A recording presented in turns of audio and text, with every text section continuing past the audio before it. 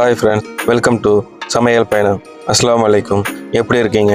இந்த வீடியோவில் துபாயில் அடிக்கிற குளிருக்கு பாலைவனத்தில் போயிட்டு காடை, ஃபிஷ்ஷு, அதுக்கப்புறம் சிக்கனு, இது எல்லாமே பார்பிக்யூ பண்ண எக்ஸ்பீரியன்ஸ் தாங்க உங்கள்கிட்ட ஷேர் பண்ண போகிறோம். அடிக்கிற வெயிலுக்கு இந்த இடத்துலலாம் போயிட்டு என்ஜாய் பண்ண முடியாதுங்க. வின்டர் சீசன் வந்தால் தாங்க ஃபேமிலியாக போயிட்டு கெட் டுகெதர் மாதிரி இந்த மாதிரி இடத்துக்கு போயிட்டு என்ஜாய் பண்ண முடியுங்க. இந்த வீடியோக்கு ஒரு லைக் போட்டு சப்போர்ட் பண்ணுங்க. வாங்க வீடியோக்குள்ளே போகலாம். உயிர் காடையும் கோழியும் வாங்குறதுக்கு நாங்கள் போன இடத்துங்க அஜ்மான் லைஃப் ஸ்டாக் மார்க்கெட்டு. நார்மலாக ஒரு காடை 6 திரம்ஸ் சொன்னாங்க. அதுக்கப்புறம் நாங்கள் பேரம் பேசி ஒரு காடை 5 திரம்ஸ்க்கு வாங்கினோங்க.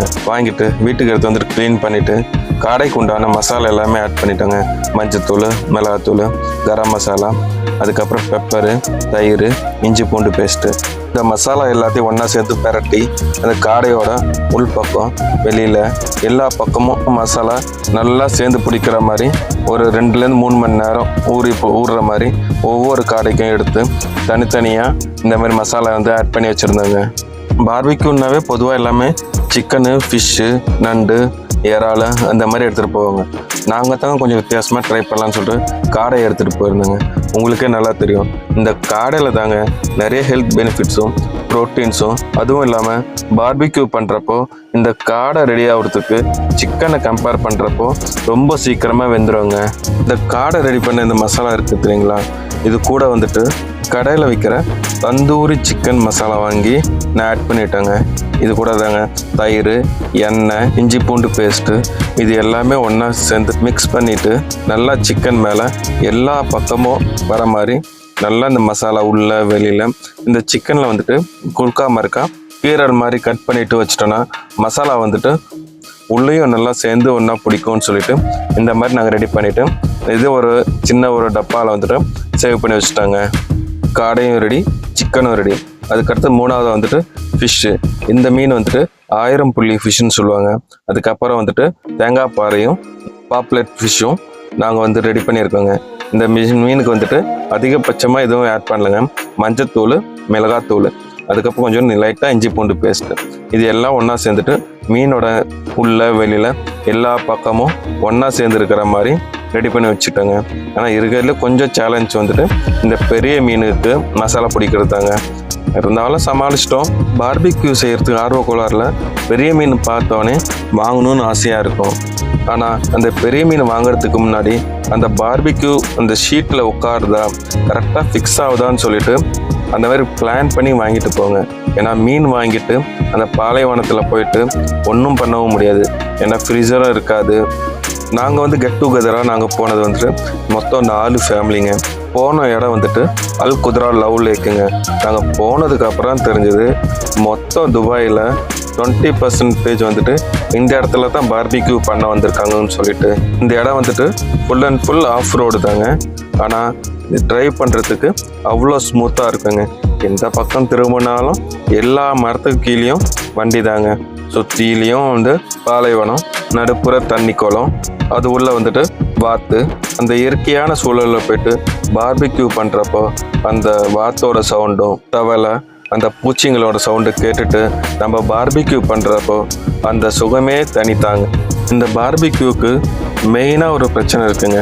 நம்ம கறி எடுத்து போடுறோம் தெரியுங்களா, அந்த கறியை அந்த நெருப்பு பிடிச்சி அந்த கங்குவாக மாறுவோம் தெரியுங்களா, அந்த நெருப்பு கட்டி அந்த இதுக்கு தாங்க ரொம்ப டைம் எடுக்கும். பெட்ரோலு, கெரோசினு, அதுக்கப்புறம் ஜெல்லு, அந்த மாதிரி நிறைய இது வாங்கிட்டு, அதுவும் இல்லாமல் ஒரு சில பேர் அந்த கறி கட்டையாக கூட வாங்கிட்டு உட்டாக அந்த மரக்கட்டையாக வாங்கிட்டு அந்த இடத்துல கேம்ப் பண்ணி ரெடி பண்ணுவாங்க.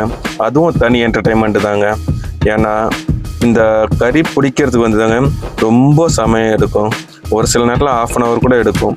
ஆனால் இந்த கறி மட்டும் சூடாகி ரெடியாகி கிடச்சதுன்னா அதுக்கப்புறம் பார்பிக்யூ செய்கிறதுக்கு ரொம்ப ஈஸியாகிடுங்க.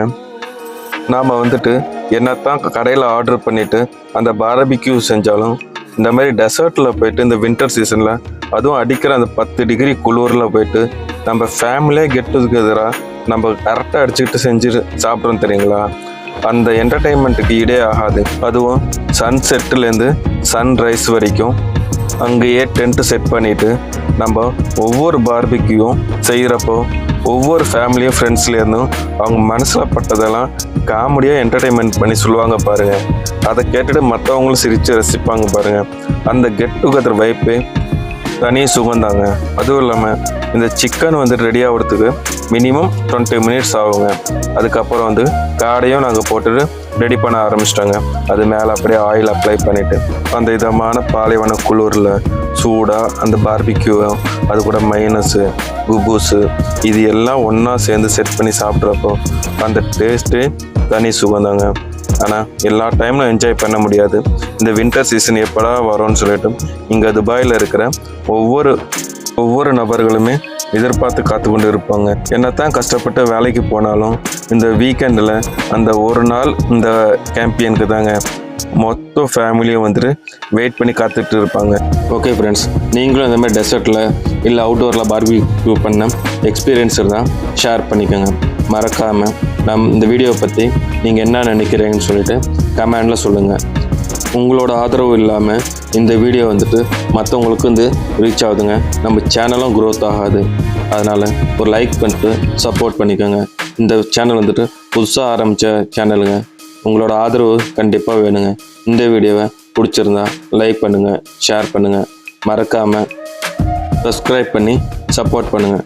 Thank you friends. நாங்களும் வின்டர் என்ஜாய் பண்ணிவிட்டு நைட் ஃபுல் டைம் அங்கே ஸ்டே பண்ணிவிட்டு இயர்லி மார்னிங் டீ காஃபி எல்லாமே ரெடி பண்ணி குடிச்சிட்டு நாங்கள் கிளம்பிட்டோங்க.